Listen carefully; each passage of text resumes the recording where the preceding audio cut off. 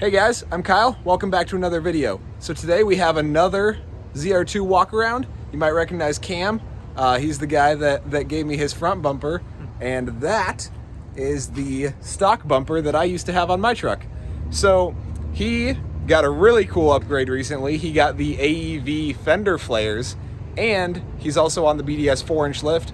So we're gonna do a walk around of his rig, and we'll hear what he likes and what he did.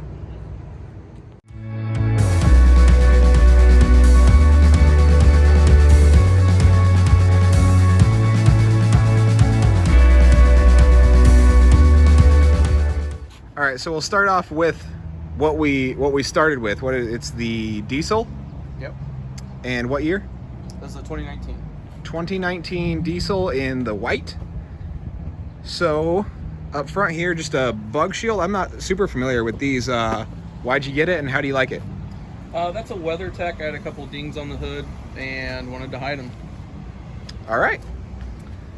So up front, we just have the skid plate painted black. Going to be replacing it with mine, actually, right? Mm-hmm. So I had a steel front skid plate made for my truck. So I'm meeting up with him today to give him my original stock skid plate. So get that on there next. So coming over to wheels, tires, suspension. What do we have for suspension? We have the stock suspension plus the BDS lift. Nothing else done to that yet. So just a 4-inch BDS lift. Wheels and tires. So the tires are 35-inch Goodyear MTRs.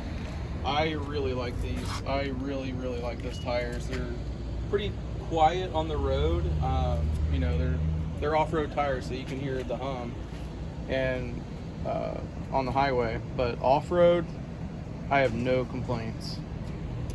And then stock wheels, you have spacers, correct? Yeah, for right now, stock wheels, I had to do, I think those are 1.75 inch spacers on those. The plan is in the, medium term is to go with the AEV Crestone wheels. Okay. And I believe those provide enough offset where you won't need a spacer. Yeah, I believe that's correct. So what do we have for sliders? Okay, so on the sliders, I went with the 589 Fab bolts on steps. Those bolt right onto your factory sliders.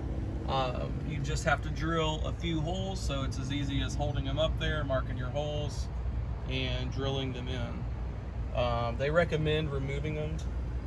I did it without removing them, no problem. All right.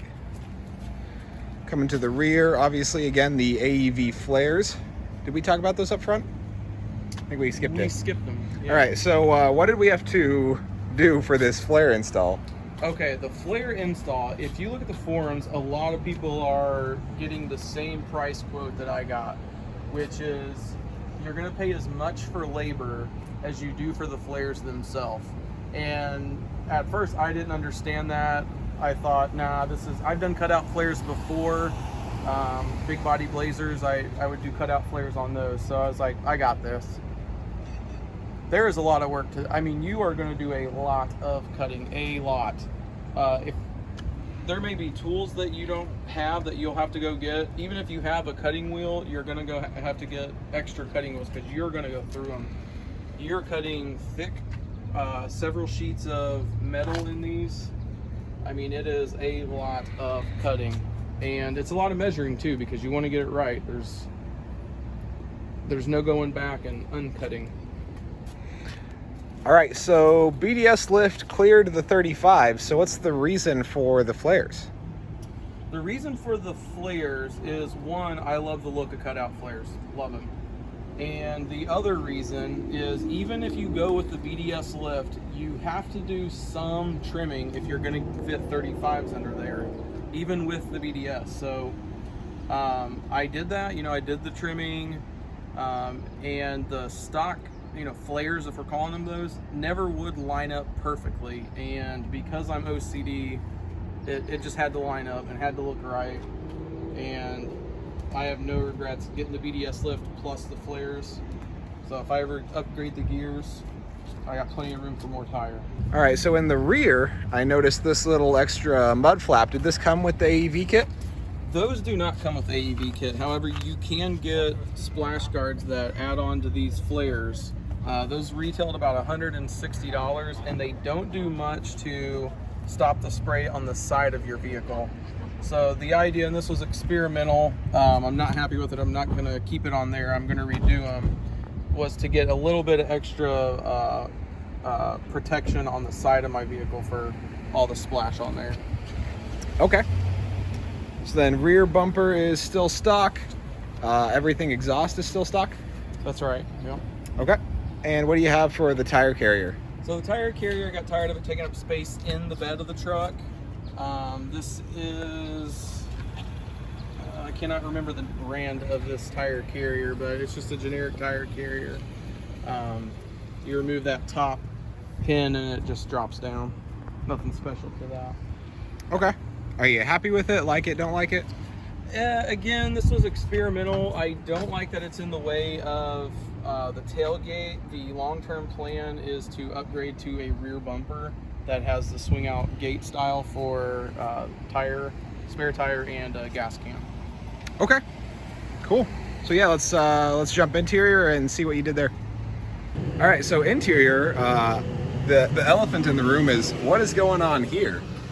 Yeah, so okay, so the idea here, when I had my Silverado, that's what I traded from, had a lot more space. I actually mounted an iPad above the radio unit. The Colorados are not big enough to do that. I did try. It doesn't work out.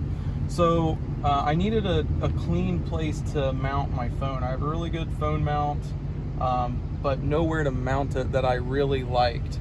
Panavise makes some really cool mounts. You can look into those for most accessories for most vehicles. They make really good mounts, but they don't make a really good one for the Colorado yet, not this one. So I fabricated my own. That's a perforated sheet metal underneath, and I wrapped it with some vinyl and plan on mounting all kinds of things to it. My radios, my CB radio, the cell phone. So I just got that in a couple days ago, and painted over the factory silver bezel while I was at it. That's awesome. So you got... not a fan of that silver look. I think it looks a little better with that darker cut. Yeah, it looks real nice. You got some aftermarket speakers, I see?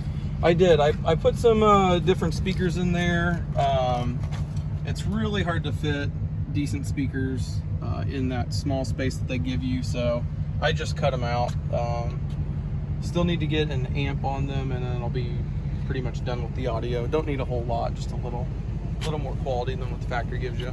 Awesome. Well, thanks for showing us around the truck.